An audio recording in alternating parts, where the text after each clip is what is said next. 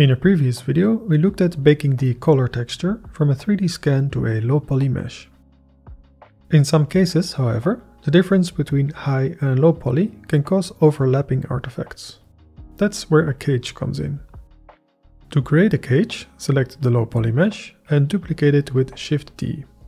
Rename it Cage. Then in Edit mode, scale up all the vertices with Alt-S until they cover the 3D scan. You can also use proportional editing. In the outliner, select the 3D scan, hold Ctrl and select the low poly mesh. In the Bake options, enable Cage and choose the Cage object. Now you can click on Bake and get a perfect diffuse texture.